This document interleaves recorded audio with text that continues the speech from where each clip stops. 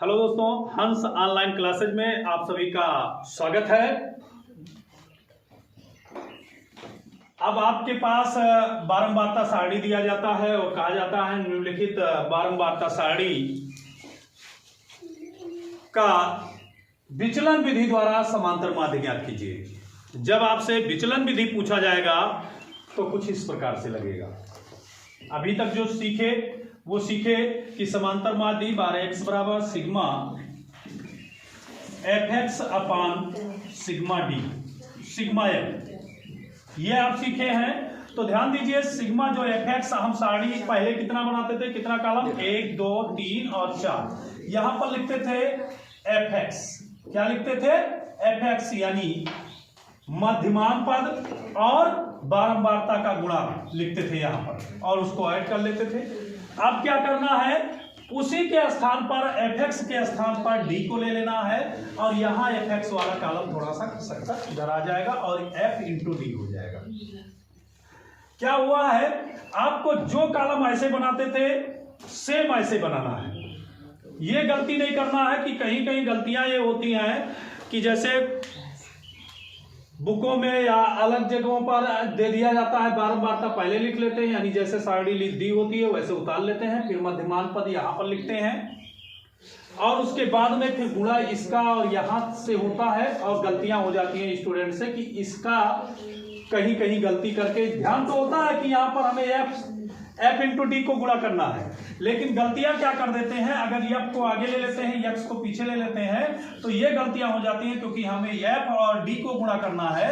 और वो गलतियां उनसे कहां से हो जाती हैं कि अगर x को यहां लिए हैं तो इसको और इसको गुणा कर देते हैं, ये गलतियां हो जाती हैं। और कारण क्या होता है, पहले जो समांतर माध्य सीखे होते हैं उसमें क्या करते हैं कि वर्ग अंतराल निकालते हैं, फिर मध्य पद निकालते हैं, उसके बाद में बारंबारता लिखते हैं और इसको मध्य पद और बारंबारता का गुणा करके और यहाँ पर सिग्मा fx का मान निकाल लेते हैं और उसके बाद में सिग्मा f से भाग दे देते हैं, आपका समांतर माध्य निकल आता है। लेकिन जब कल्पित माध्य विधि से कहेगा तो वो विचलन माध्य विधि से, तो इसमें एक कल्पित मान मानना पड़ता है। तो हम क्या करते हैं, इसमें जो बारंबारता में जो सबसे हाईएस्ट होता है, बारंबारता में क्या होता है, जो सबसे हाईएस्ट होता है उसको हम क्या मान लेते हैं, कल्पित माध्य मान लेते हैं। अब कल्पित माध्य हम क्या मान लेंगे, इसको कल्पित माध्य हम कहते हैं ये। तो हम देख लें ध्यान पूर्वक, यानी आपकी कोई सारणी दी होगी चाहे जैसे दी हो, एक क्वेश्चन को समझ लेना है और विचलन विधि द्वारा आप समझ जाएंगे।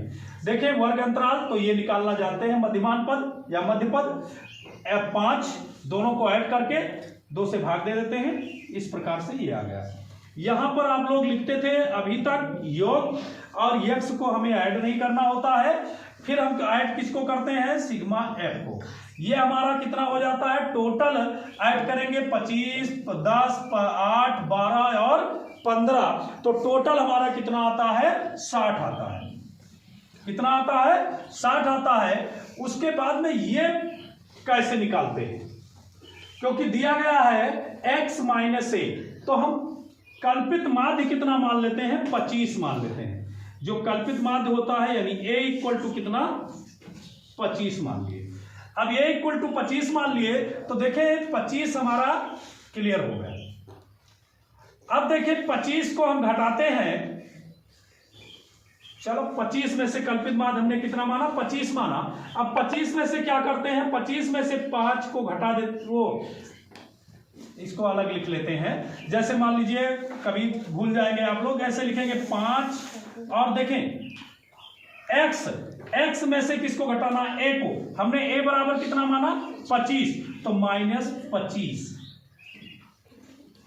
अब क्या करेंगे, -20 आ जाएगा, ये ध्यान रखेंगे। तो हमेशा जो ये मान दिया होगा उसमें से घटाते चले जाएंगे। अब 5 में से 25 को हमने घटाया, -20 आया। 15 में से हमने किसको घटाया, 25 को घटाया। 15 में से 25 को घटाएंगे, -10 आएगा। 25 में से 25 को घटाएंगे, कितना आएगा, 0 आएगा। 35 में से 10 को घटाएंगे, नहीं 25 को 35 में से 25 को, इसको ऐसे कॉलम घेर लो बेटा, आसान हो जाएगा जब खेल लेंगे। तो 35 में से 25 को घटाएंगे कितना आएगा, 10 आएगा। 45 में से 25 को घटाएंगे तो कितना, 20 आएगा। अब क्या करते हैं, हमें इसकी आवश्यकता पड़ती है, इसकी आवश्यकता हमें नहीं है। उसके बाद में हम क्या गुणा करते हैं, देखो F इंटू डी। तो क्या करेंगे, 5 दूनी 10 यानी 20 पंचे 100। देखें माइनस लगा है, माइनस लगा दिए। अब 12 2 120 माइनस लगा है, माइनस लगा दिए। 25 शून्यम शून्य। अब क्या होगा, 10 दहाई 100 और 20 अट्ठे 160। अब क्या करेंगे, ये ध्यान रखिएगा कि इसको मुझे जोड़ना है। जैसे आप पहले जोड़ते थे सिग्मा एफ एक्स, अब जोड़ेंगे सिग्मा एफ डी। अब ध्यान रखेंगे कि यहां पर पहले माइनस वाले को पूरे को ऐड कर लेंगे और प्लस वाले को ऐड कर देंगे। तो माइनस वाला कितना आया, माइनस 220, ये ध्यान रखेंगे। उसके बाद में अलग ऐड करेंगे, नहीं है गलतियां हो जाती है कि माइनस वाले को आप जोड़ लेते हैं और डायरेक्ट घटाने लगते हैं, लिख कर ही घटाएंगे। एग्जाम में कभी भी ये गलतियां नहीं करेंगे कि लिखकर ना घटाएं। तो देखें 100 और 160 यानी 260 घटा देंगे तो ये जाकर आएगा कितना, 40 आएगा और यहां पर लिख देंगे 40। ये रफ वर्क हो गया आपका, गलती भी नहीं होगी। उसके बाद में आप देखते हैं कि समांतर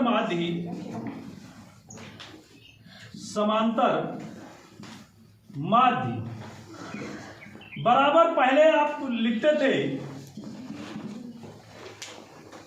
क्या लिखते थे, बार यहां पर लिखते थे सिग्मा एफ एक्स अपान सिग्मा एफ। याद करने का तरीका भी देख लेंगे। अब को आपको करना है, एक्स के स्थान पे हमने लिया क्या, डी, बस यही कर लेना है। अब थोड़ा सा और ध्यान लगाना है कि हमने कल्पित माध्य कितना माना था, 25, तो उसी को लिख देना है 1 प्लस। देखें फार्मूला आपको याद,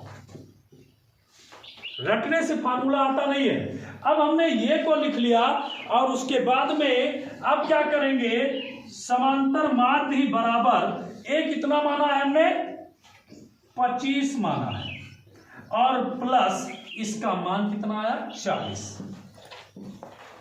एफ का मान सिग्मा 60, काट लेंगे। अगर नहीं कट रहा है तो क्रॉस मल्टीप्लाई कर लेंगे, अगर कट रहा है तो काट लेंगे। तो देखें 0 से 0 कैंसिल हो गया, 2 दूनी 4 और 2 तिहाई 6। अब क्या करेंगे, ये देखें समांतर माध्य बराबर 25 तिया 75 और 2 77, 77 बटे 3 और बार x बराबर 3 दूनी 6, 1 बचा 17 हो गया, 3 बचे 15, अब 2 बचा 10 बलो लगाएंगे 20 हो गया, 3 छक 18, फिर 2 बचेगा, 3 छक 18, अब कटेगा नहीं, 2 बचता चला जाएगा। तो आप क्या करेंगे, 3 सते 21 यानी 20 के करीब 21 है, तो क्या करेंगे 3 सते 21, या इसको लिख सकते हैं 25.7 या 25.67 या 25.666667, चाहे जैसे लिख दें। और इस प्रकार आपका ये आंसर प्राप्त हुआ। जय हिंद, जय भारत।